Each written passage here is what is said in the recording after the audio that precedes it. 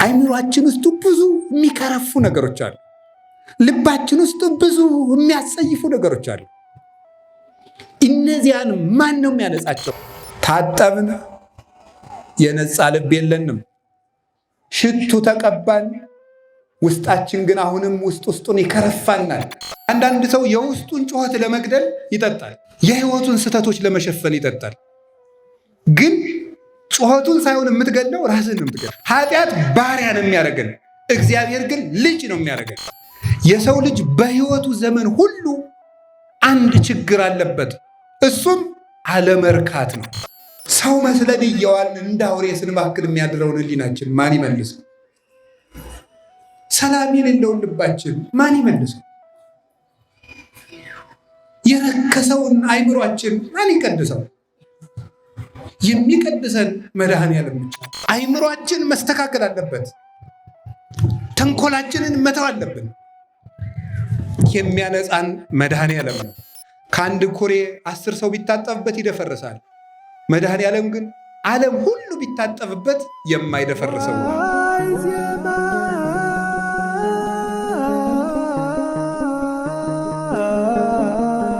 በስመ አብ ወወልድ ወመንፈስ ቅዱስ አሐዱ አምላክ።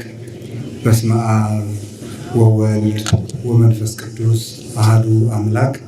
በስመ አብ ወወልድ ወመንፈስ ቅዱስ አሐዱ አምላክ። ቅድመ ዓለም የነበረ ይህንን ዓለም በካህሊነቱ የፈጠረ ዓለምን በቸርነቱ የሚመግብ ስጋችንን ተዋህዶ ከነበርንበት መከራ ያዳንን በጎ ነገርን ሁሉ ለእኛ በልግስና የሰጠን ኃጢአታችን በትዕግስት ጠብቆ ይቅርታውን ያደለን ጌታችን መድኃኒታችን ኢየሱስ ክርስቶስ በልባችን ተናግረን በአንደበታችን አከናውነን ስለማንፈጽመው ቸርነቱ ከባህሪ አባቱ ከአብ ከባህሪ ሕይወቱ ከመንፈስ ቅዱስ ጋር አንድ ለምትሆን መንግስቱ ክብር ምስጋና ይድረሰው።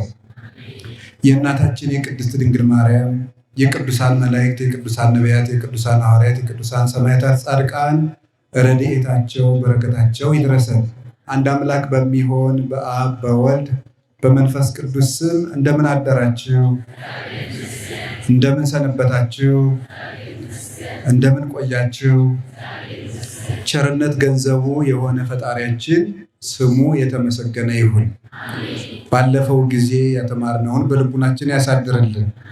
ላስተማሩን ለመምህሩም ለዘማሪውም ቃለ ሕይወትን ያሰማልን። አሁን ደግሞ እንዲያስተምረን ቅዱስ ፈቃድ ይሁንልን።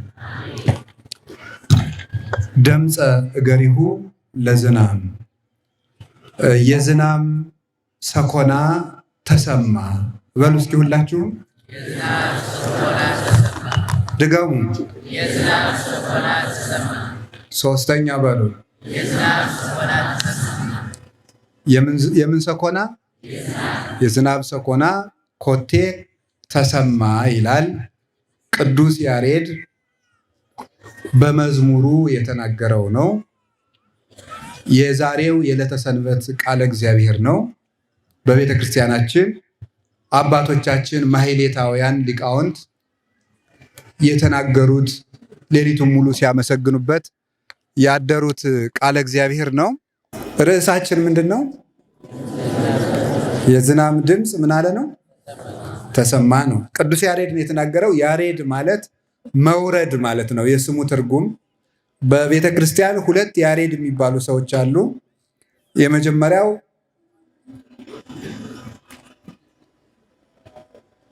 የሄኖክ አባት ያሬድ ይባላል። ያሬድ ማለት መውረድ ነው። እሱ መውረድ የተባለበት ምክንያት ሰዎች በሱ ዘመን ከቅድስና ስለወረዱ ነው። ደቂቀ ሴት የሚባሉት የአዳም ልጅ የአቤል ምትክ የሴት ልጆች ከደብረ ቅዱስ ወርደው ወደ ምድር የማይገባ ሕይወት ውስጥ ስለወረዱ የሰው ልጅ ማንነት ስለወረደ በዚያ ትንቢት ያወቁ እናትና አባቱ ያሬድ ብለውታል። ሁለተኛው ያሬድ ኢትዮጵያዊ ነው። 6ኛው ክፍለ ዘመን ላይ የነበረው ቅዱስ ያሬድ ነው። ያሬድ ደግሞ መውረድ የተባለበት ምክንያት ዜማ ከሰማይ አውርዷል። የመላእክትን ዜማ የመላእክትን ኑሮ ማለት በኋላ ሄደን ገብተን የምንኖርበትን የምስጋና ጣዕም የመንግስተ ሰማያትን ኑሯችንን አምጥቶ በምድር ላይ ያቀመሰን ቅዱስ ያሬድ ነው። ዜማውን ያወረደበት ቦታም አክሱም ጽዮን ውስጥ ሙራደ ቃል ተብሎ ይጠራል። ሙራደ ቃል ማለት ቃል የወረደበት ማለት ነው። ዜማ የወረደበት ቅዱስ ያሬድ በሰማይ ሂዶ እንግዲህ የያዕቆብን መሰላል ታውቁታላችሁ። ኦሪት ዘፍጥረት ምዕራፍ 28 ላይ ያለው ያዕቆብ መሰላል ተተክሎ አይቷል። መሰላል 2 ቋሚ እንጨቶች አሉት። መሀል ላይ ግን በጣም ብዙ እርከኖች አሉት እስከ ጫፉ ድረስ። መሀል ላይ ያሉት የምንረግጣቸው እንጨቶች ብዙ ናቸው። ቋሚዎቹ ግን 2 ናቸው። በዚያ መላእክት ሲወጡና ሲወርዱ አይቷል። እጅግ በጣም ብዙ ትርጉም ያለው ቢሆንም አንዱን ትርጉም ለዛሬ የሚሆንንን ስናይ 2ቱ ቋሚዎቹ የመሰላሉ 2 ቋሚዎች ብሉይ ኪዳንና ሐዲስ ኪዳን ናቸው። መሀል ላይ ያሉት እርከኖች ንጽህና፣ ትህትና፣ ፍቅር፣ ትዕግስት፣ ሃይማኖት፣ ተጋድሎ እነዚህ መሀል ላይ ያሉት እንጨቶች ናቸው። በጣም ብዙ ገንዘብን አለመውደድ፣ እግዚአብሔርን መውደድ፣ ቅንነት፣ የልብ ንጽህና እነዚህ መሀል ላይ ያሉ እንጨቶች ናቸው። መሀል ላይ ያሉ እርከኖች። በእነዚያ እርከኖች ሰው ወደ ሰማይ መውጣት ይችላል። ብሉይ ኪዳንና ሐዲስ ኪዳንን ቋሚ አድርጎ የሚወጣበት እርከን ትህትና ነው። ሊቁ ኢትዮጵያዊ አባ ጊዮርጊስ ዘጋስጫ ቅዱስ ሲናገር እስመ ሰዋስወ ትህትናሁ ለብእሲ ይክል አይርጎቶ ውስተ ሰማይ፣ የሰው ልጅ ትህትናው መሰላል ሆኖ ወደ ሰማይ ሊያወጣው ይችላል ይላል። ወደ ሰማይ ለመውጣት አንዷን እርከን ተረግጠን የምንወጣበት ትህትና ነው። ቅዱስ ያሬድ ብሉይ ኪዳንንና ሐዲስ ኪዳንን ቋሚ ምሰሶ አድርጎ ጾምን፣ ጸሎትን፣ ትዕግስትን፣ ታዛዥነትን፣ ንጽህናውን እርከን አድርጎ ወደ ሰማይ ወጥቶ የመላእክትን ዜማ ሰምቶ መንግስተ ሰማያት ከገባን በኋላ የምናየውን የመላእክትን ስርዓት፣ የክንፋቸውን አዘረጋግ፣ ስርዓተ ማህሌታቸውን፣ ስርዓተ ቁመታቸውን፣ ተመስጧቸውን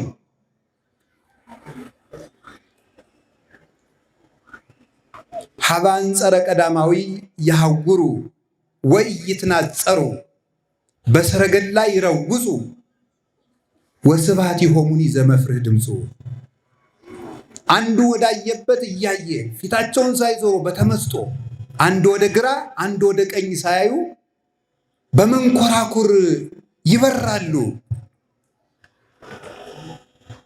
ዜማቸው ድምፁ ለአጋንንት ለመናፍቃን መፍርህ መደንግጽ ነው፣ ያስፈራል።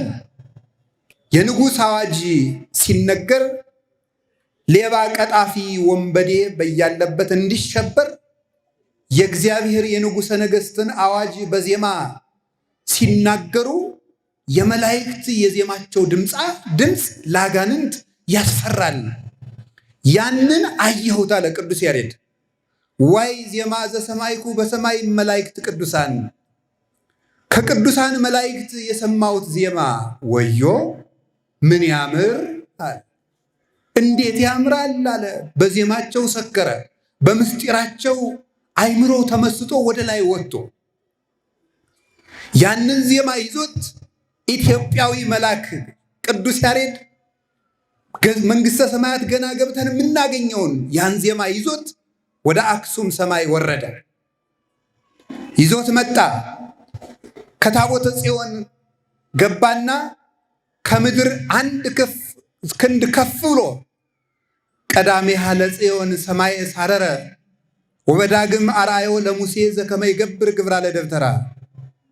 እግዚአብሔር ከጽዮን ምድራዊት አስቀድሞ ጽዮን ሰማያዊትን ሰራት። በመንበረ ብርሃን፣ በታቦተ ብርሃን፣ በመንጦላይተ ብርሃን አስጊጦ እንደ ደመና አርቅቆ እንደ በረድ አንጽቶ ዘይጠፍር በማይ ጽርሆ ወረሴ ደመና በከሄዶ አዳራሹን በውሃ ይሰራው አለ ቅዱስ ዳዊት። አሁን ውሃ ቤት አይሆንም። ምን ማለቱ ነው? እንደ ውሃ የጠራ ነውር የሌለበት ወገጾሙኒ ከመርዕየተ እለቄጥሩ ፊታቸውም እለቄጥሩን ይመስላል አለ። እለቄጥሩ ማለት ዘያንጸበርቅ ዘአልወ ነውር ብሩህ ብርሃናዊ ማለት ነው። ንጹሕ ጉባኤን አየሁ፣ ነውር የሌለበትን ጉባኤ ተመለከትኩ ይላል ቅዱስ ያሬድ። እግዚአብሔር ጽዮንን አስቀድሞ በሰማይ ሰራት። ራዕየ ዮሐንስ ምዕራፍ 11 ቁጥር 19 እንደተነገረው ያችን ጽዮንን ደግሞ በምድር ራሷን አስመስሎ እንዲሰራ አርአዮ ለሙሴ ያንን ምስጢር ገለጠለታል። ያቺ ታቦተ ጽዮን ስትያያዝ መታ የደብተራ ኦሪት አሰራሯ ቤተ ክርስቲያን በክርስቶስ ደም ጸናች። ይህንን ሊቁ አባ ጊዮርጊስ ወስዶ ወባቲ ለዛቲ ቤተ ክርስቲያን ስርዓተ መላእክት አርአያ ዘበሰማያት፣ ለዚች ቤተ ክርስቲያን በሰማይ ያለ የመላእክት ስርዓት አላት። ቤተ ክርስቲያንስ ትትሜሰል በጽርሐ አርያም ዘላይሉ፣ ቤተ ክርስቲያን በሰማይ ያለችውን ጽርሐ አርያም ትመስላለች። ወቅድስት ድንግል በሰረገላ እሳት፣ እናታችን ቅድስት ድንግል ማርያም ወላዲት አምላክ እርሷ ደግሞ ኪሩቤል የሚሸከሙትን የእሳት ዙፋን ትመስላለች። በዚያ ላይ የሚገለጠው ንጉሠ ነገሥት ክርስቶስ ነው። እንዲህ አድርጎ ያንን ዜማ አወረደው።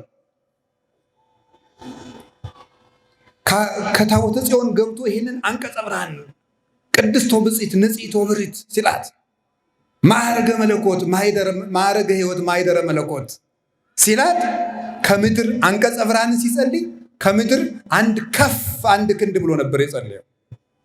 ይህንን ዜማ አምጥቶ ለንጉሠ ነገሥቱና ለሕዝቡ ሲናገር አናምንህም አንተ ይህንን ዜማ ከሰማይ ያመጣው ትላለህ እንጂ አሉት። እግዚአብሔር ይመስክር ብለው አንድ ቀን ህዳር 1 ቀን ሱባኤ ገብተው እግዚአብሔር ይግለጥ ተብሎ በ6ኛው ቀን የህዳር ቁስቋም ዕለት ጌታችን ኢየሱስ ክርስቶስ በዕለተ ዓርብ እንደተሰቀለ ሆኖ በአክሱም ሰማይ ላይ ታየ። ንሰብክ ወልዶ መድኅነ አለ ቅዱስ ያሬድ። ያን አይቶ ቅድመ ዓለም አካል ዘም አካል ባህሪ ዘም ባህሪ እንበለ አገብሮ እንበለ ተድህሮ እንበለ ተፈልጦ ያለ መለየት ወደኋላ ሳይሆን አባቱ ሳይቀድመው ከአብ አካል ዘም አካል ባህሪ ዘም ባህሪ የተወለደ ዓለምን ሊያድን የመጣው ልጁን ተቀዳሚ ተከታይ የሌለ ልጁን እሱን እንሰብካለናል።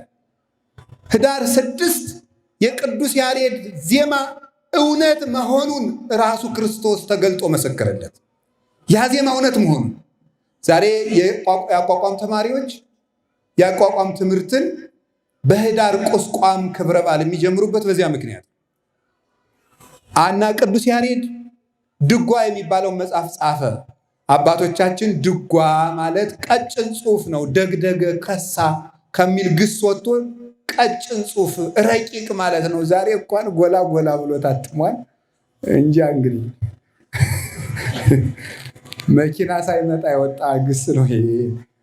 ጀርመኖች ማተሚያ ሳይፈለስፉ አንድም ብለው የሚያምረው ጥሩ ነው።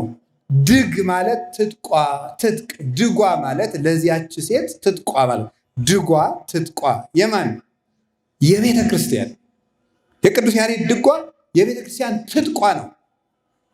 መጽሐፍ ቅዱስን እያዜመ የሚተረጉም ሊቅ ቅዱስ ያሬድ ነው። ይህ ያላት ቤተክርስቲያን የኢትዮጵያ ቤተክርስቲያን ናት። እውነቴን ነው የምነግራችሁ።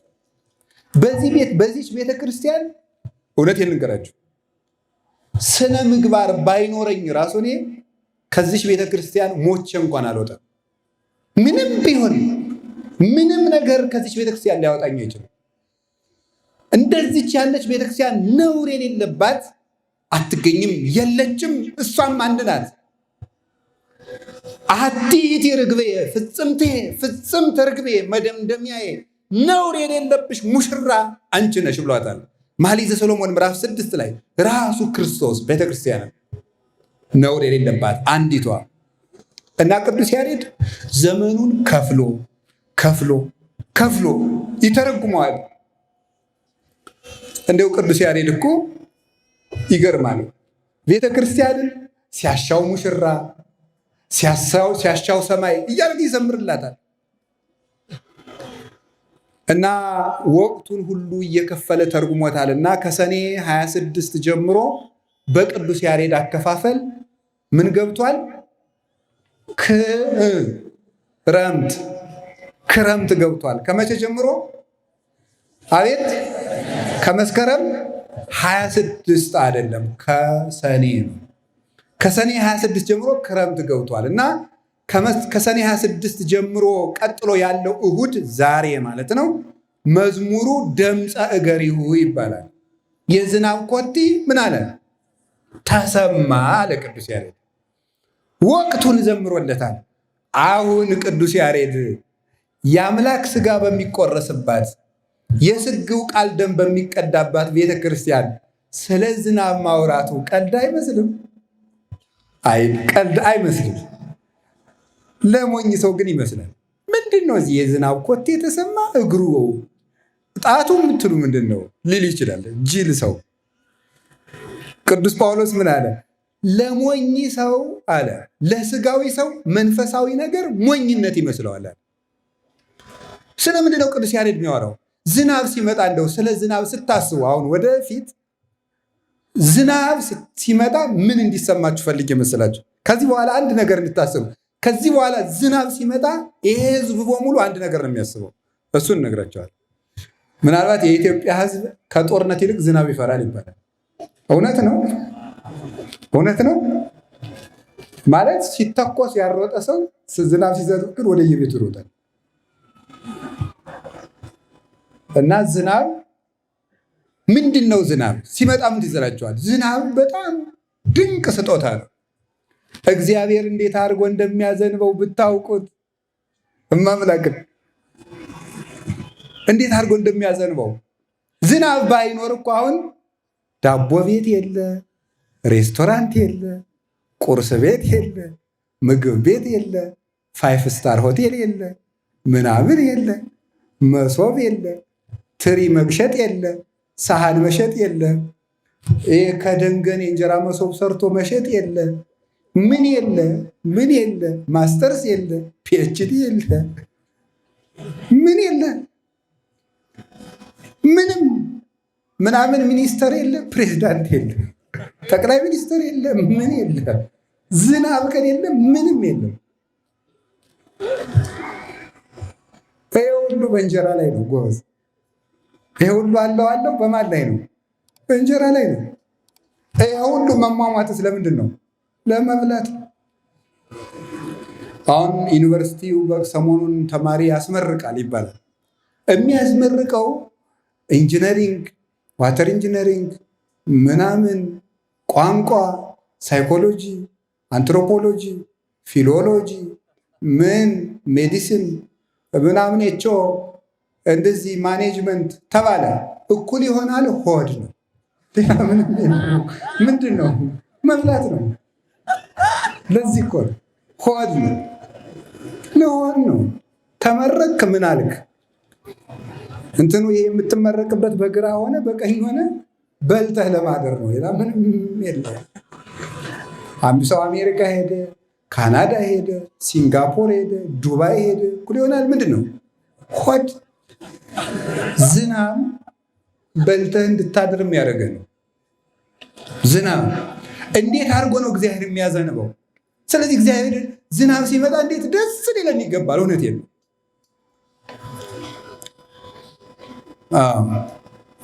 አማርኛውን እንዳላበላሸው እንጂ አሉ በትግራይ ሀገር ዝናብ መጣ ሲባል አቦይ እግዚ መጽኦም ነው የሚባለው። ምን ማለት ነው? እኔ አላውቅም፣ ትግረኛ አልችልም። ጌቶች መጥተው እንደማለት ነው። ዝናብ ሲመጣ ጌቶች፣ እውነት ነው እግዚአብሔር መጣ ነው በዝናቡ። ዝናብ ሲመጣ እግዚአብሔር መጣ ነው። ዝናብ ከቀረ እግዚአብሔር ቀረ ነው። እንዴት ትኖራል? ስለዚህ አሁን እኔ የምነግራችሁ ምንድን ነው? ዝናቡን እግዚአብሔር እንዲህ አድርጎ ያዘንበዋል። እንዴት አድርጎ በተነጊሜ ረቂቅ ዘአቅሮ ለማይ፣ በረቂቅ ጉም ዝናቡን ይቋጥረዋል። እንዴት አድርጎ ቋጥሮ? ጉሙን ይወስድና ጉሙን የሚመራ ደመና አለ። ነፋሱን የሚመራ ደግሞ መልአክ አለ። ደመናውን የሚመራ መልአክ አለ። ነፋሱን የሚመራው መልአክ ነፋሱን ያንቀሳቅሳል። ደመናውን የሚመራው መልአክ ደመናውን ያንቀሳቅሳል። ይዘውት ወደ ውቅያኖስ ይሄዳሉ። ይሄዱና በረቂቅ ጉም ውሃውን ከውቅያኖስ ደመናው አይቀደድም። ከዚያስ ምን ያደርገዋል? ዳዊት እንደተናገረ ሐወፅ ካለ ምድር ወአሮይካ ይላል። ውሃውን ቋጥሮ ደመናው ምን አይልም? አይቀደድም። እንዴት ነው የሚያደርገው? ሐወፅ ካለ ምድር ወአሮይካ፣ ምድርን ጎበኛሃት ይላል ቅዱስ ዳዊት። ኢየሩሳሌምን በሰባ ዘመን ጎበኛሃት፣ ቀስ አድርገህም ጠሉን አረካሃት ይላል። ወአብዛይኮ ለብዕላ፣ በሰባ ዘመን ዝናቡን አምጥተህ ከምርኮ በኋላ ለእኛ ሀገር ደግሞ ከግንቦት በኋላ ምድርን ጎበኛሃት። ወአብዛይኮ ለብዕላ፣ ባለጸግነቷንም አበዛው፣ አዝመራውን ጎተራውን አዝመራውን አበቀልክላት።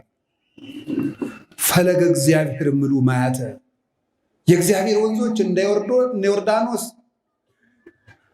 ውሃን የተመሉ ናቸው።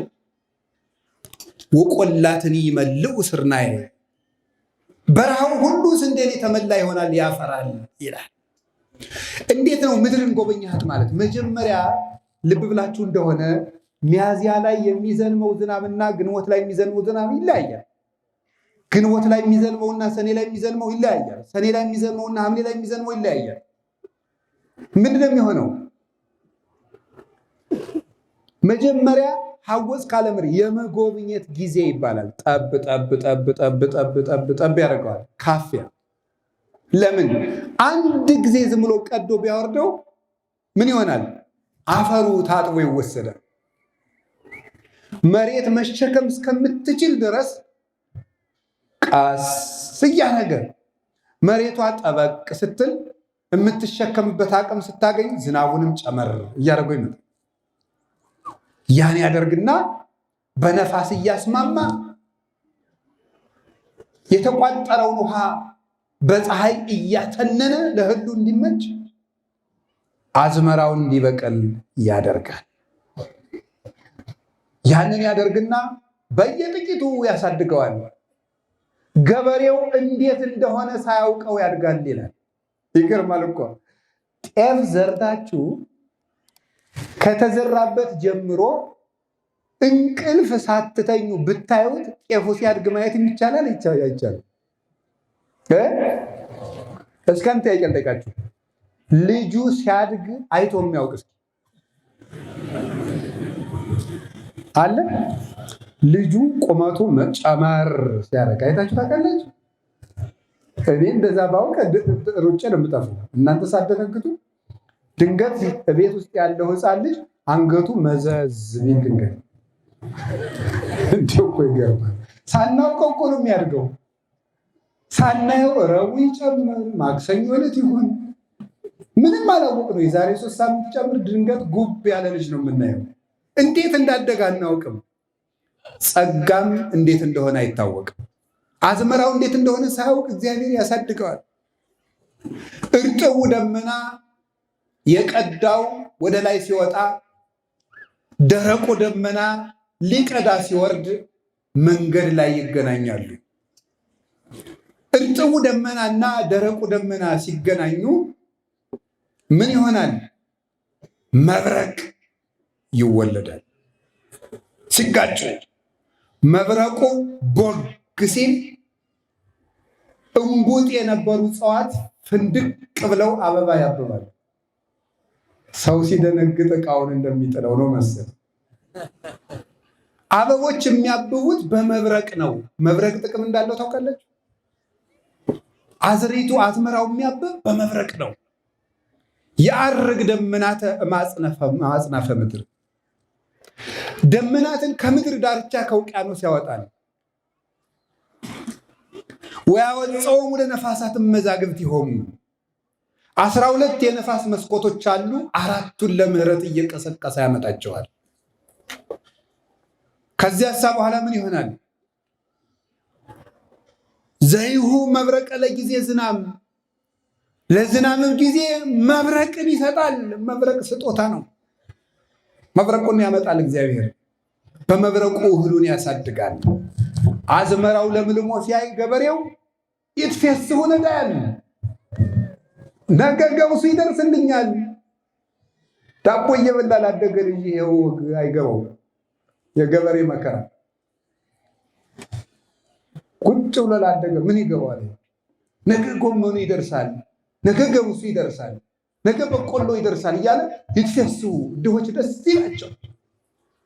ወይ ጸግቡ ርሁባን፣ የተራቡት ከብቱ ላሙ ደስ ይለዋል፣ ይመገባል። የደረቀው የበጎቹ የጥጆቹ ሰውነት ይለመልማል። ገበሬው ቅጠሉን እያየ ደስ ይለዋል። ዝናቡን ዝናብ እየመታው እየኮተኮተ ሲያስታቅፈው ቅጠሉ ጅርቅቅ ብሎ ሲያየው እንኳን ዝናቡ ሊያሰቅቀው ደስ ይለዋል። ልማማውን አንጀቱን አስሮ ያነሰዋል። ደስ እያለ ቆይና መስከረም ይጠባል። ሲመጣ ሲጠባሳ ምን ይሆናል? ክረምቱ ይሄዳል፣ ፈገግ ይላል። እንጎታት ወሃቡ መዓዛ፣ አበባዎች ሁሉ መዓዛቸውን ይሰጣሉ። ከዚያ በኋላ ክረምቱ ያልፋል። ቁርዬዎች ሁሉ በየዋሻው የተደበቁት ወፎች ሁሉ ይጮሃሉ። ቆቁ ሁሉ ድምፅ ይሰማል። መስከረም ቃለ ማዕነቅ ተሰማ ያለው ነው ሰሎሞን።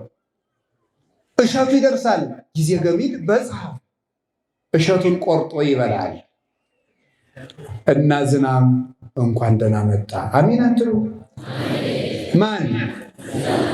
ማን ዝናብ እንኳን መጣ።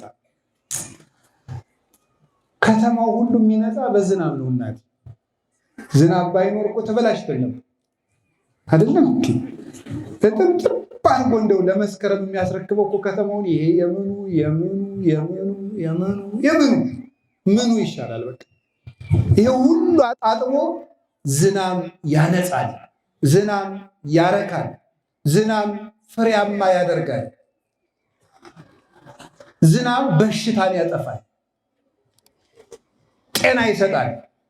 እናማ በዝናብ ዓይን ሁሉ ማረፊያ ያገኛል። ዝናብን የሰጠን ያከርበት በዓመት ወባረከ ዓመተ ጻድቃኑ፣ በየዓመቱ እያከረመ ዝናብን የሚያመጣ የጻድቃኑን ዓመት የባረከ ዘሰራ ለሰብእ ሰንበተ፣ ሰንበትን ለረፍት የሰራ እግዚአብሔር ይክበር ይመስገን። እግዚአብሔር ይክበር ይመስገን።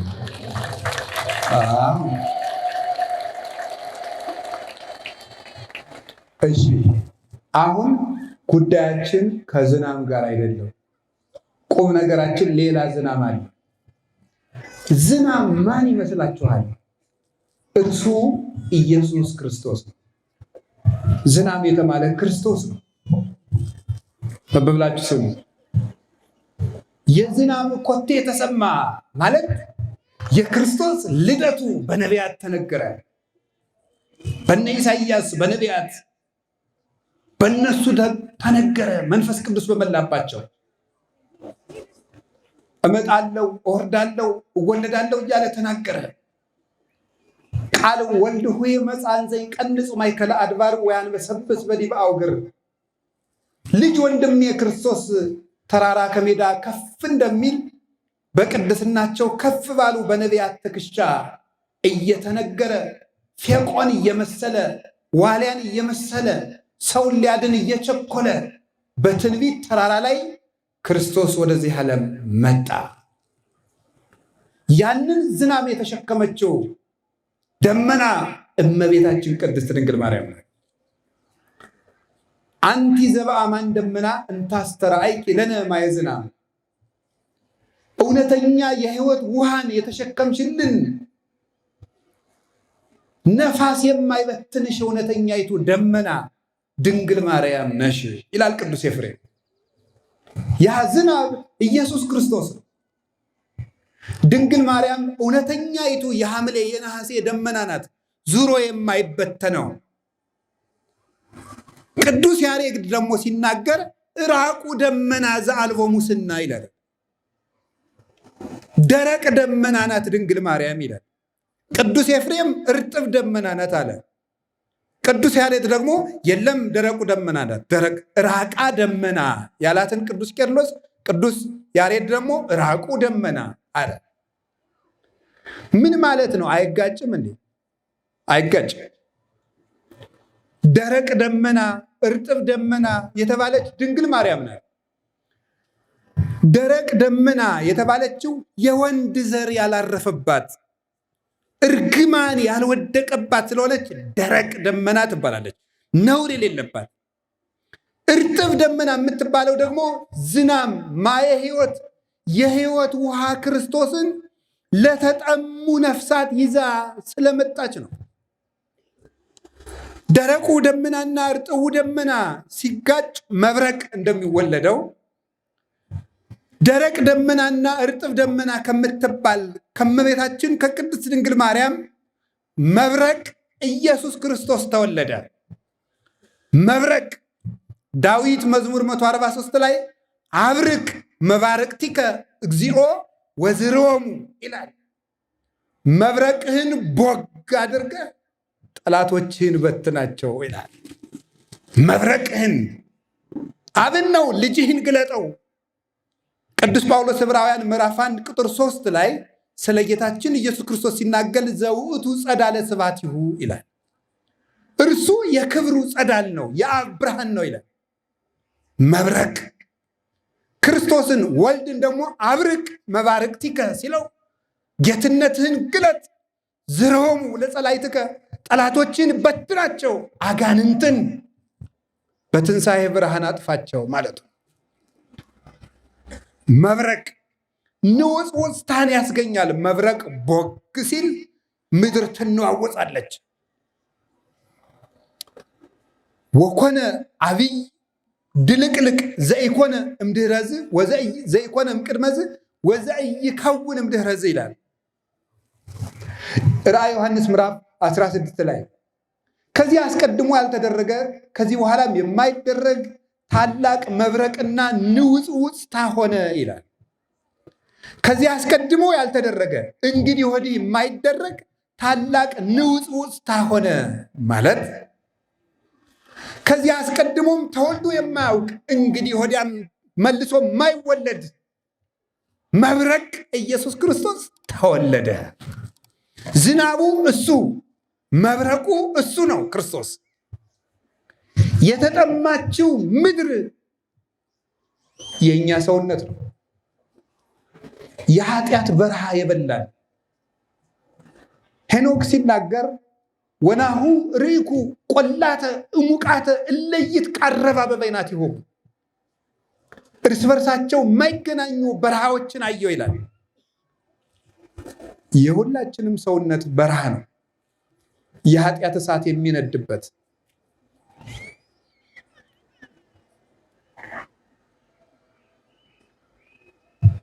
ከቃሉ ጋር ናችሁ። ዝናብ ክርስቶስ የዝሙት እሳት ላነደዳቸው፣ የሲኦል እሳት ላቃጠላቸው፣ የኃጢአት እሳት ለሚነድባቸው ሁሉ ሊያሳርፋቸው ኮቴው ተሰማ። ያ ዝናብ ከእመቤታችን ከቅድስት ድንግል ማርያም ተወለደ። ተወልዶስ በፈጣኒቱ ደመና ጀርባ ሆኖ ወደ ግብፅና ወደ ኢትዮጵያ ተሰደደ። ወናሁ ይወርድ እግዚእነ ተጽዕኖ ዲበ ደመና ቀሊል ውስተ ምድረ ግብፅ ወይወድቁ ምህራማተ ግብፅ ግብፅ እነሆ እግዚአብሔር በፈጣን ደመና ተጭኖ ወደ ግብፅ ይወርዳል ይላል ትንቢተ ኢሳይያስ ምዕራፍ 19 ከቁጥር 1 ጀምሮ። እግዚአብሔር በፈጣን ደመና ተጭኖ ወደ ግብፅ ይወርዳል። ደመናሰ ቀሊል አንቲ ይላል አባ ጊዮርጊስ። ያቺ ፈጣን ደመና ቅድስት ድንግል ማርያም ናት። ዝናብ ክርስቶስን ይዛልን የመጣች ደመና። እመቤታችን ደመና ከሆነች ጌታችን ኢየሱስ ክርስቶስ ምን ይሆናል? የሕይወት ውሃ። እስኪ በሉ ሁላችሁ፣ ጌታችን ኢየሱስ ክርስቶስ ምንድን ነው? የምን? የሕይወት ውሃ። የሕይወት ውሃ የሚባለው ለምንድን ነው? እንዲህ አለ ራሱ ዮሐንስ ወንጌል ምዕራፍ 7 ቁጥር 38 ላይ እንዲህ አለ፣ ዘጸማ ይምፃ ወይስጠይ፣ የተጠማ ሰው ካለ ወደ እኔ ይምጣ አለ። የተጠማ ሰው ካለ ወደ እኔ ይምጣ። በከመ ይቤ መጽሐፍ አፍላገ ማየ ሕይወት ይውህዝም ከርሱ። የተጠማ ካለ ይምጣና የሕይወት ውሃ ይጠጣ። ይሄንን ውሃ የጠጣ ሰው የሕይወት ውሃ ከሆዱ ይፈልቅለታል አለ። ጌታችን ኢየሱስ ክርስቶስ የሕይወት ውሃ ነኝ አለ። ስለዚህ ዝናብ ባልን ጊዜ የሕይወት ውሃ ክርስቶስን እናስባለን። ዝናብ በመጣ ቁጥር አሁን ሐምሌ ገብቷል። እስከ መስከረም 26 ዝናብ በመጣ ቁጥር ሰማይ ባጉረመረመ ቁጥር መብረቅ ብልጭ ባለ ቁጥር ክርስቶስን ስናስብ መክረም አለብን። ይሄ ዝናብ ጠብ ሲል መሬት ዝናብን ጠጥታ ጥሟ ለቀቃት። እኔ ጌታዬን ተመግቤ ጥም የሚቆረጥ መቼ ነው እያልን ማሰብ አለብን። የሕይወት ውሃ ነው። ጌታችን ኢየሱስ ክርስቶስ የሕይወት ውሃ ሆኖ ያደረገልንን ቢያንስ 5 ነገር ልንገራችሁና ትምህርት ልጨርስ። የሕይወት ውሃነቱ አንደኛው ጌታችን መድኃኒታችን ኢየሱስ ክርስቶስ የሚያነጻ ውሃ ነው። እስኪ ሁላችሁ በሉ፣ እንዴት ያለ ውሃ ነው? የሚያነጻ ውሃ። የሚያነጻ ውሃ ምንድን ነው? አሁን ምን ያደርግናል? ንጽህና በሉ። አንድ ነገር እስኪ ልንገራችሁ። የሰው ልጅ ደክሞት ሲታጠብ በርታ ይላል። እሱ ብቻ አይደለም፣ ተናዶ ሻወር ሲሄድ ሲወስድ ቀለል ይለዋል። ኃጢአት ሰርቶም ሻወር ሲወስድ ቀለል ይለዋል። ለምንድን ነው የሚመስላችሁ? የሰው ልጅ ቤቱ ተጠርጎ ተወልሎ ሲል ልቡ ፈከክ ይላል። ሰው ለንጽህና የተፈጠረ ነው። የሰው ልጅ ሰላሙ ንጽህና ነው። የሰው ልጅ ሁከት የሚመጣው ከጉድፈት ነው። የሰው ልጅ መከራ ከመተዳደፍ ይፈልቃል። የሰው ልጅ ሰላም ደግሞ ከንጽህና ይፈልቃል። ስለዚህ መጀመሪያ ከኔም ከራሴ ጀምሮ መጀመሪያ የእግዚአብሔር ቤተሰቦች መፈለግ ያለብን እንድንነጻ ነው። እንድንነጻ ያስፈልገናል። ሁላችንም አድፈናል። መንጻት አለብን። ወዝንቱ ውእቱ ፈቃዱ ለእግዚአብሔር ተቀድሶ ተክሙ ፊልጵስዩስ ምዕራፍ 4 ላይ ሲናገር እግዚአብሔር ከእናንተ የሚፈልገው ትልቁ ነገር ንጹህ እንድትሆኑ ነው። አባት የወለደው ልጁን የሚፈልገው ትልቁ ነገር መልኩ እሱን መስሎ እንዲወለድ ነው። እግዚአብሔር መልኩ ንጹህ ነው። እኛን በመልኩ ፈጥሮናል። አባታችንን እንድንመስል ይፈልጋል። የእግዚአብሔር ፈቃዱ ንጹህ እንድትሆኑ ነው። ታጠብን፣ የነጻ ልብ የለንም። ሽቱ ተቀባን፣ ውስጣችን ግን አሁንም ውስጡን ይከረፋናል። ነፍሳችን እንደቆሸሸች ናት።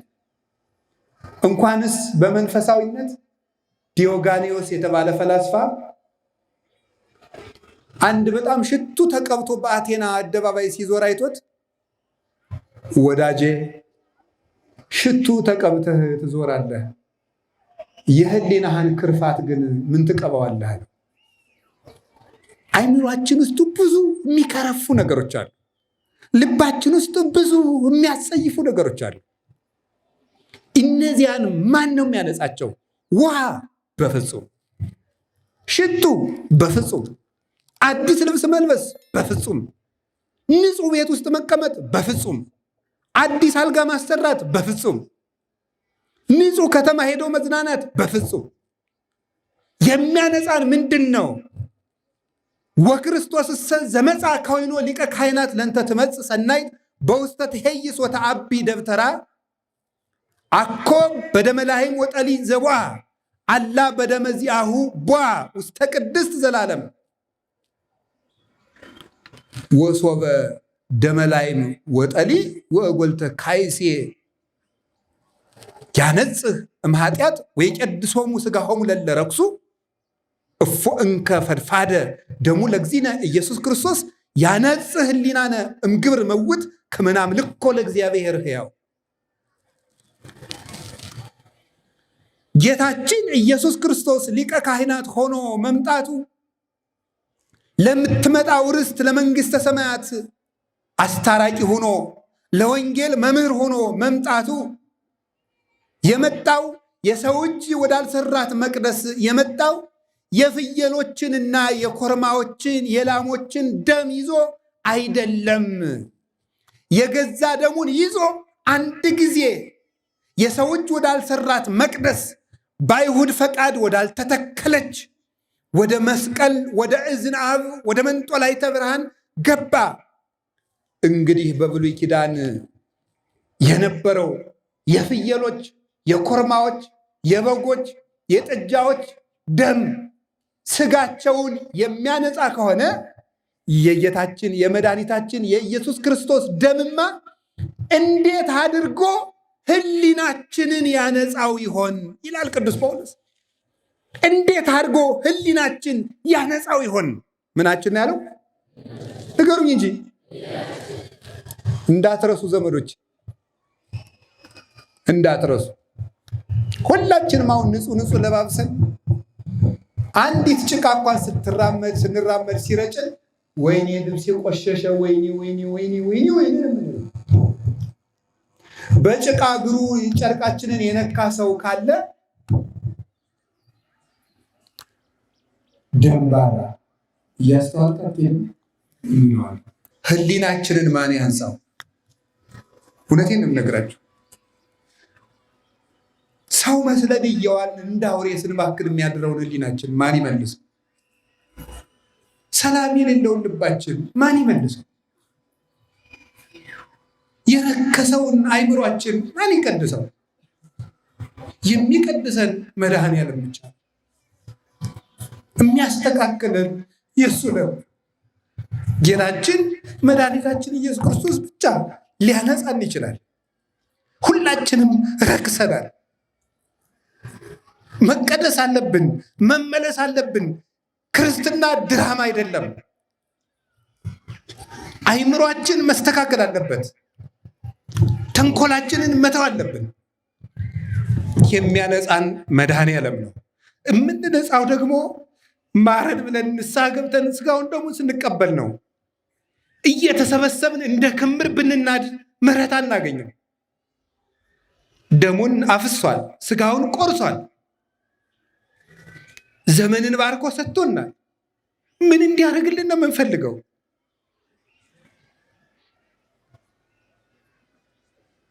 እንኳንስ እናንተ እኔም ቢሆን እዚህ መቆም ደስ የሚያሰኘኝ አይደለም።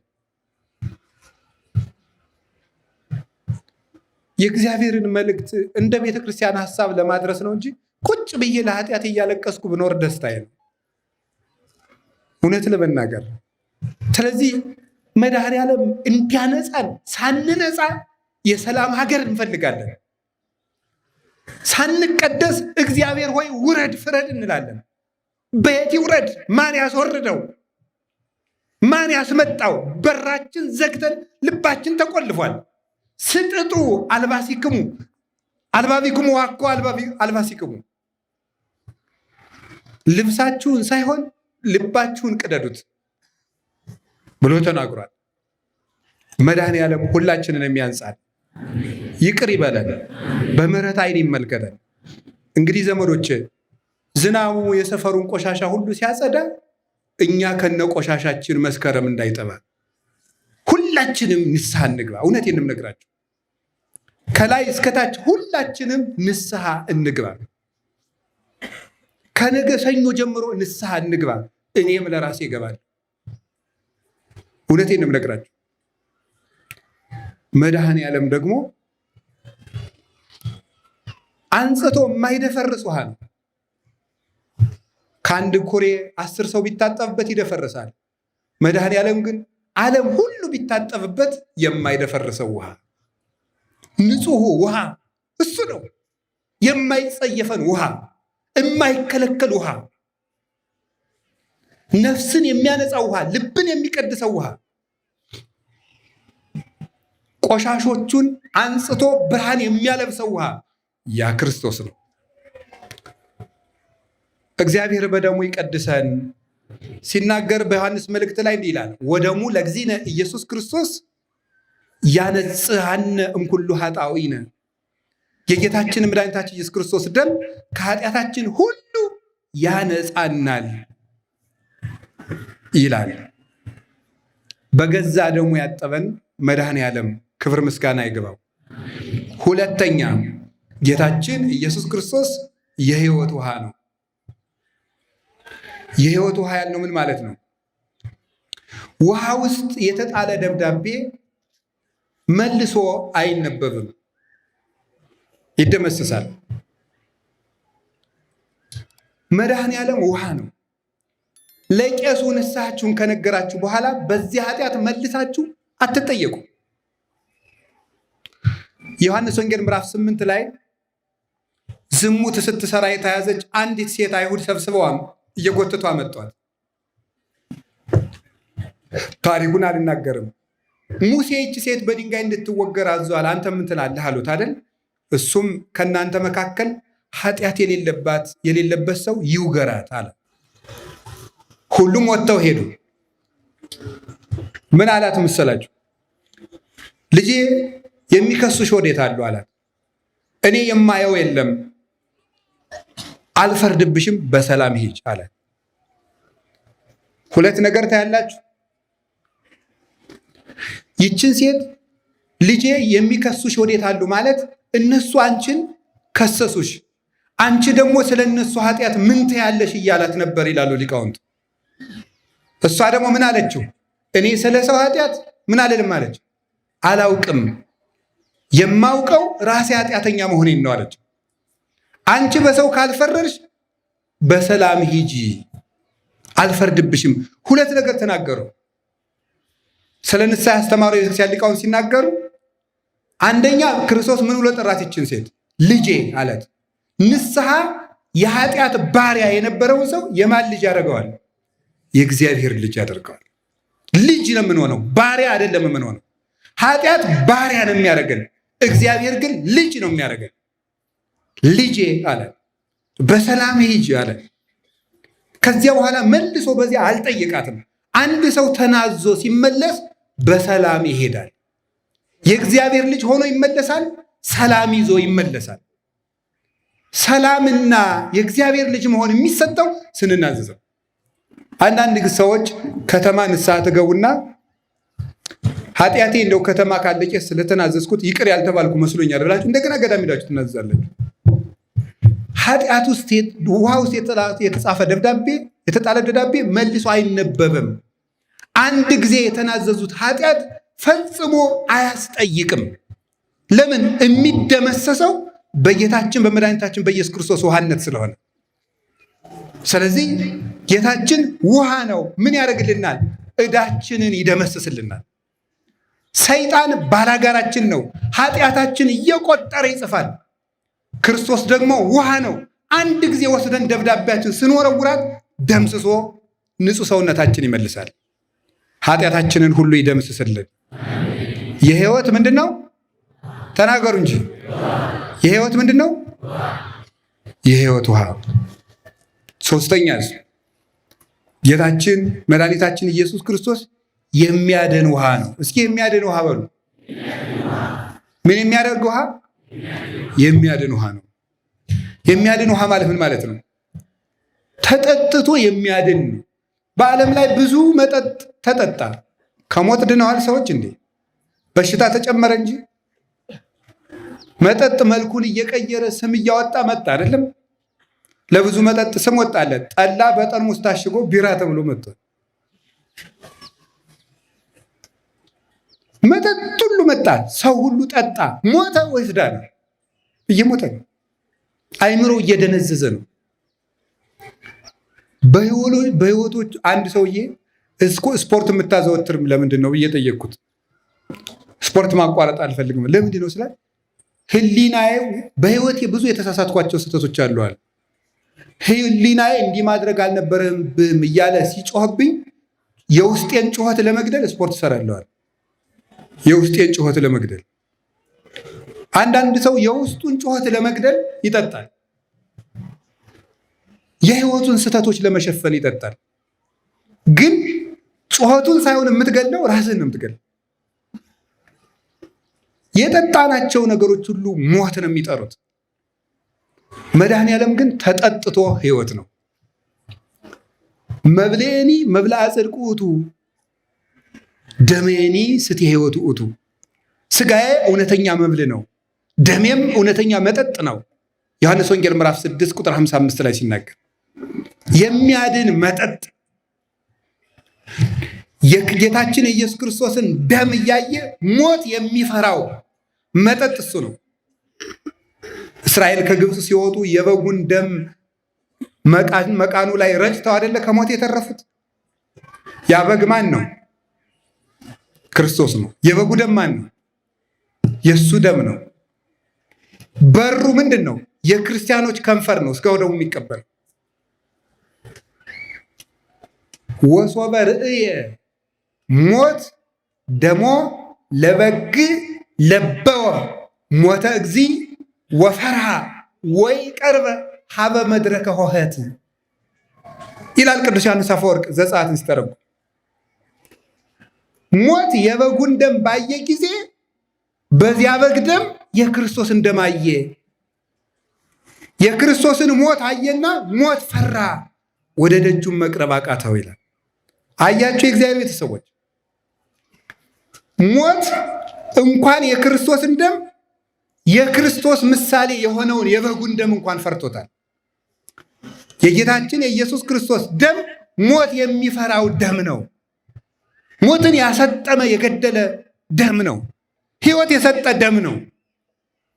የሚቀድስም ደም ነው። ስለዚህ ክርስቶስ የሚያድን ውሃ ነው። መከራ ሲመጣ ውሃ እየገባን ከምንሞት ከሚያድነን ውሃ ብንገባ ይሻለናል። ያም የሚያድነን ውሃ ክርስቶስ ነው። ዘመዶቼ፣ ሞት ተደግሶበት ያለ ዓለም ነው። ምንም ደስ የሚል ነገር የለም። በየቦታው ዛሬ ጦርነት፣ ነገ ሰላም ነው። ኢትዮጵያ ይሄ ነው። አሜሪካ ጦርነት ነው። እስራኤል ጦርነት፣ እዚያ ራሻ ጦርነት፣ ያ ጦርነት መከራ ነው። ምን ደስ የሚል ነገር አለ? ወደ ማንስ ይሸሻል? የሚያሳርፈን የሚያድነን መድኃኔዓለም ነው። ዛሬ በዓለ እግዚአብሔር ተብሎ የተሰበሰብነው ይህን ለማሰብ ካዳነን ጌታ ለመጠጋት ነው። ተራራችን እሱ ነው። መጠጊያችን እሱ ነው። ስለዚህ የሚያድነን መጠጥ መድኃኔዓለም ሁላችንን የሚያድነን ጌታችን ኢየሱስ ክርስቶስ የምን ውሃ ነው ዘመዶች? አቤት! የሕይወት ውሃ ነው። ጌታችን ኢየሱስ ክርስቶስ የሕይወት ውሃ ነው። ምን የሚያረግ መጠጥ መሰላችሁ? የሚያረካ ውሃ። እስኪ የሚያረካ ውሃ በሉ። ምን የሚያረግ ውሃ ተናገሩ፣ ድገሙ። ማን? ከድንግል ማርያም የዘነመልን ውሃ የሚያረካ ውሃ ነው። መዝሙረ ዳዊት መዝሙር 41 ላይ ቁጥር 1 ላይ ቅዱስ ዳዊት እንዲህ አለ፣ ከመ ያፈቅር ሀየል ሀበ አንቂተ ማያት ከማሁ ታፈቅር ነፍሴ ሀበ እግዚአብሔር አምላኬ ጸማት ነፍሴ ለከ። ዋሊያ ወደ ውሃ እንደሚናፍቀው ሁሉ ነፍሴ ወደ እግዚአብሔር ተጠማች። እዚያም ተናግሯል፣ አምላኬ አምላኬ እገይ ሳቤከ፣ ፈጣሪ ወደ አንተ እገሰግሳለሁ። ጸማት ነፍሴ ለከ፣ ሰውነቴ አንተን ተጠማች። ማይዜ እበጽሕ ወእሬይ ገጾ ለአምላኬ፣ የፈጣሪዬንስ ፊት የማየው መቼ ነው ይላል ቅዱስ ዳዊት። የአባቶቻችን ጥማት እግዚአብሔር ነው። አንድ ነገር ልንገራችሁ፣ የሰው ልጅ በሕይወቱ ዘመን ሁሉ አንድ ችግር አለበት። እሱም አለመርካት ነው። ለምንድን ነው የማይረካው? ለምን አይረካም ሰው? እዚህ በገጠር ያለው ሰው ባህር ዳር መምጣት ያምረዋል። ባህር ዳር ያለው ሰው አዲስ አበባ መሄድ ያምረዋል። አዲስ አበባ ያለው ሰው አሜሪካ መሄድ ያምረዋል። አሜሪካ ያለውም ቢሆን ዱባይ ሄዶ መዝናናት ያምረዋል። ዱባይ ያለው ደግሞ አንዱ መሄድ ያምረዋል። ሰው ጠግቦ አያውቅም እስከዛሬ። ቀይ ሚስት ያገባ ሰው ጥቁር ይፈልጋል። ጥቁር ያገባው ሰው ቀይ ይፈልጋል። ሰው መቼ ነው በቃኝ የሚል? የቀበሌ አስተዳደሩ ወረዳ መሆን ያምረው ይሆናል ነው። እንግዲህ ተሹሜ አላውቅም፣ እንዲህ አይነት ነገር አልሾምም። ወረዳው ዞን፣ ዞኑ ክልል፣ የክልሉ ደግሞ ምን እንደሚመኙ አልናውቅም። እንግዲህ ይሁን። መነኩሴው ጳጳስ፣ ጳጳሱ ፓትርያርክ መሆን ይፈልጋል። ሰው ለምንድን ነው ግን የማይጠግበው? ሰው መርካት አጠግበው አቃተው እኮ። ሰማችሁ? ምግብ ራሱ የሰውን አለመርካት አያሳይም? መጀመሪያ ስታርተር፣ ቀጥሎ ደግሞ ምንድን ነው ዋናው ምንድን ነው ስሙ? ቤዚክ ነው። ምንድን ነው ዋናው? ዋናውን ደግሞ ይበላል። ቆይቶ ደግሞ ምንድን ነው የሚለው? ዴዘርት ነው ዲዘርት ነው ደግሞ ያን ይበላል። ግጥም አድርጎ በልቶ እኮ ነው እኮ። ይገርማል እኮ ግጥም አድርጎ የጠጠር መጣያ እስከማይተርፈው ድረስ በልቶ ዲዘርት ይላል። ደግሞ ታምረኛ ነው እኮ ይሰው። አሁን እኮ ሆዱ ሳይሞላ ቀርቶ አይደለም። ምን ፈልጎ ነው? ሰው አረካ እኮ ስላለ። በትንሣኤ ሰሞን ይኸው የአብይ ጾም ስጋ ያምረዋል፣ የትንሣኤ ቆሎ ያምረዋል። ስጋ በልቶ ሰው ለምንድን ነው ግን ደስ የማይለው? ለምን ይመስላችኋል? ሰውን የሚያረካው ማን ብቻ ስለሆነ ነው? እግዚአብሔር ብቻ ስለሆነ። ሰው የሚረካው እግዚአብሔርን ሲያገኝ ነው። አሁን ሁልጊዜ የምንፈልገው እየፈለግን ግን ሁልጊዜ የማይሞላልን ለምን ይመስላችኋል? እግዚአብሔርን ስላላገኘ ነው። ቅዱስ ዳዊት እንዲህ ይላል መዝሙር 16 ላይ ወእጸግ በርኤ ስብሐቲከ፣ ፊትህን አይቼ እጠግባለሁ አለ። ሰው እግዚአብሔርን ካየ በኋላ ሌላ ማየት የሚፈልገው ነገር የለም። ሰው እግዚአብሔርን ካየ በኋላ ሌላ ማየት የሚፈልገው የለም። እስመ ዘበሃቤከ የአርፍ ነጽሮተ ኩሉ ነባብያን፣ የመላእክት የደቂቀ አዳም ሁሉ አይን የሚያርፈው አንተን ሲያይ ነው ይላል። እግዚአብሔር ጥም ይቆርጣል። ደስታ ሁልጊዜ እንፈልጋለን። እንገራችሁ፣ ሰው ሀዘኑን ለመርሳት 10 ደቂቃ ፊልም ያያል፣ 10 ደቂቃ ዘፈን ያያል። ስግት ነው የሚለው ሰው። ታዲያ ምንድን ነው የሚሻለው? ያን ጥም የሚቆርጠውን ውሃ መምጣት፣ የዮሐንስ ወንጌል ምዕራፍ 4 ቁጥር 14 ላይ ምንድን ያላት ለዛች ሴት? ከዚህ ውሃ የሚጠጣ መልሶ ይጠማል፣ እኔ ከምሰጠው ውሃ የሚጠጣ ግን መልሶ አይጠማም ማለት ነው። ያቺ ሴት የምትቀዳበት ጉድጓድ ማለት እኛ ዛሬ ደስታ የምንቀዳባቸው የዓለም ጉድጓዶች ናቸው። እነ ዘፈን እንደዚህ ያለው ነገር መዝናኛዎች ናቸው። ከዚህ ጉድጓድ የሚጠጣ ይጠማል አለ። ምን ማለቱ ነው? በዓለም የምናገኘው ደስታ ዛሬ ያስደስትህና ነገም እንድትደግመው ከነገ ወዲያም እንድትደግመው የዛሬን ላድርግና ይበቃኛል እያልክ ነገም እንድትቀጥል ያደርጋል። ሁልጊዜ የሚያስጠማ ውሃ ነው የዓለም ደስታ። በክርስቶስ መደሰት ግን አያስጠማም። ስለዚህ ጌታችን ኢየሱስ ክርስቶስ ጥም የሚቆርጥ ውሃ ነው። ሁሉን አድርጋችሁ ልባላችሁ አልሞላላችሁ ካለ ኑ ወደ ክርስቶስ፣ እሱ ጥም ይቆርጣል።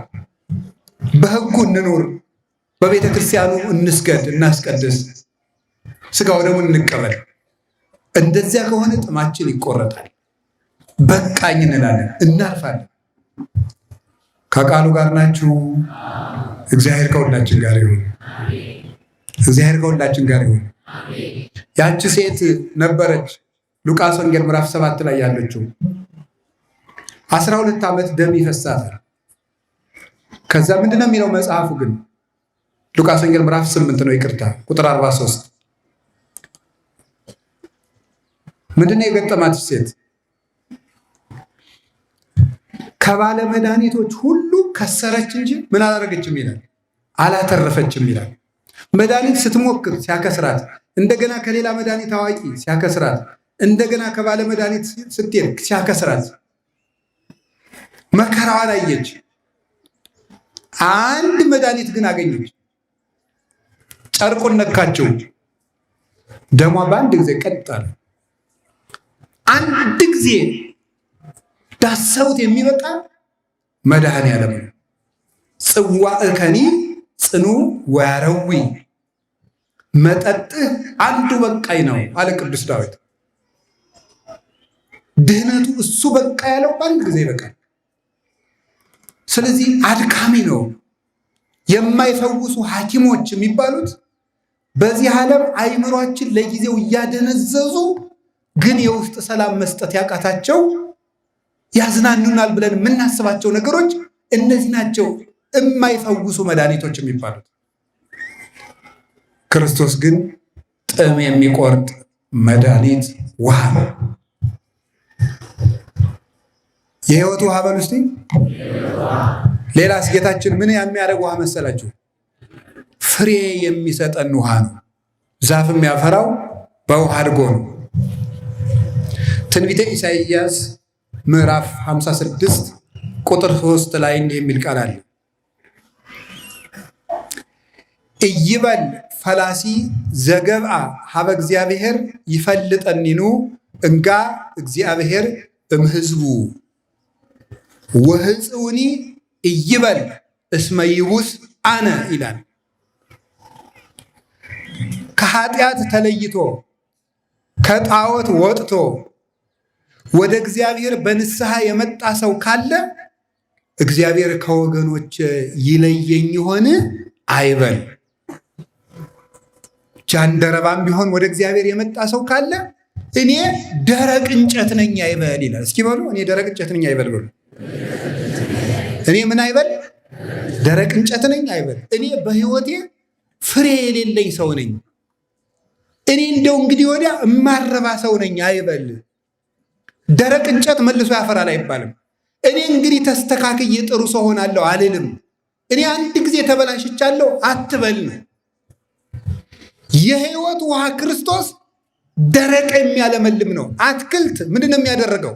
እንዳይደርቅ ነው የሚያለመልመው ውሃ። ክርስቶስ ግን የደረቀን ነው የሚያለመልመው። ማንም ወደ እግዚአብሔር ከመጣ ደረቅ እንጨት ነኝ አይበል። ለምን? የሕይወት ውሃ ክርስቶስ አለለትና። ምን አለ? እናንተ የመረጣችሁኝ አይደላችሁም፣ እኔ ነኝ የመረጥኳችሁ። ንበሩ ብየ ወአነሂ ብክሙ፣ እኔ በእናንተ እኖራለሁ እናንተም በእኔ። ወሬሰክሙ ከመ ትሁሩ፣ እንድትሄዱ አደርጋችኋለሁ። ወፍሬ ትፍረዩ፣ እንድታፈሩ አደርጋችኋለሁ። ወፍሬክሙኒ ይነብር ለዓለም፣ ፍሬያቸውም ለዘላለም ይኖራል። ጌታችን እንድናፈራ ያደርገናል። ከሃዲውን ጴጥሮስን ቤተ ክርስቲያንን እንዲያፈራ አድርጎታል። አላደረገው? አሳዳጁን ጳውሎስን እነ ጢሞቴዎስን እንዲያፈራ አድርጎታል። አመንዝራውን ሙሴ ጸሊምን ከዋክብት የሆኑ መነኮሳትን እንዲያፈራ አድርጎታል። መልሶ እግዚአብሔር እንድናፈራ ያደርገናል። ከክርስቶስ ውሃ ላይ ከበቀልን እናፈራለን። ፍሬው ደግሞ ምንድን ነው? ወፍሬሁኒ ዘመንፈስ ቅዱስ። የመንፈስ ቅዱስ ፍሬው ምንድን ነው አለ? ፍቅር። የመንፈስ ቅዱስ ፍሬው ምንድን ነው? ሰላም። የመንፈስ ቅዱስ ፍሬው ምንድን ነው? ትዕግስት። የመንፈስ ቅዱስ ፍሬው ምንድን ነው? ሂሩት፣ በጎነት። የመንፈስ ቅዱስ ፍሬው ምንድን ነው? ምጽዋት። የመንፈስ ቅዱስ ፍሬው ምንድን ነው? ንጽህና። የመንፈስ ቅዱስ ፍሬው ምንድን ነው? ፍስሐ፣ ደስታ። አያችሁ፣ ትንንሽ ደስታዎችን እየሰጠ ከሚያደነዝዘን ዓለም ወጥተን በንስሐ ወደ ሕይወት ውሃ ወደ ክርስቶስ ከተመለስን ስለ ጥቂት ደስታዎቻችን የማይነጥፉ ደስታዎችን ይሰጠናል። የማይነጥፉ ደስታዎችን። ትክክለኛ ደስታ በክርስቶስ ይገኛል። ብዙዎችን እንዲያፈሩ ያደረገ ውሃ ከድንግል ማርያም ፈለቀልን። በደመ መስቀሉ ይቀድሰን፣ ይቅር ይበለን፣ ዕዳችን ይደምስስልን፣ ፍሬ ቢስ የሆነውን ለፍሬ ያብቃን፣ ውስጣችንን ያንጻልን። መዝሙር አልችልም፣ ዘማሪዎቹ ጨርሱታል። አንድ መስመር ግን አንድ መዝሙር እንድል ፍቀዱልኝ። ይሄ ሁሉ የሚያነጻን የሚቀድሰን ኃጢአታችን የሚያጥብልን ውሃ የፈለቀ ከማን ይመስላችኋል? ከእመቤታችን። የመጀመሪያው መስመር ነው። ዘሩን ዘማሪዎቹ ጨርሱታል። በኋላ የይልማ መዝሙር ነው።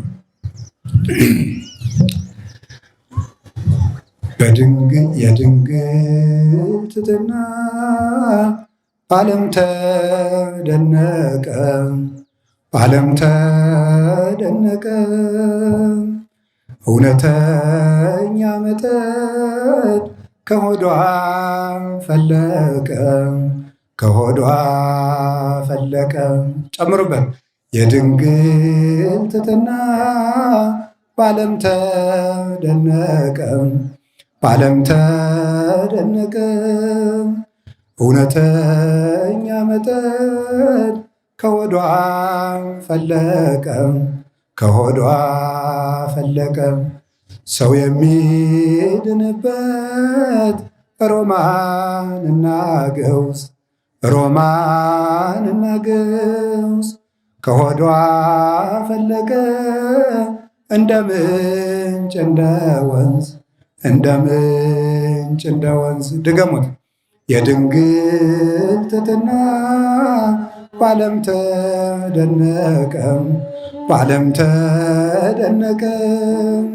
ሰው የሚድንበት እውነተኛ መጠጥ ከሆዷ ፈለቀ፣ ከሆዷ ፈለቀ። ሰው የሚድንበት እውነትና ገውዝ፣ ሮማንና ገውዝ ከሆዷ ፈለቀ። እንደ ምንጭ እንደ ወንዝ፣ እንደ ምንጭ እንደ ወንዝ። ወስብሐት ለእግዚአብሔር። ይቆየን።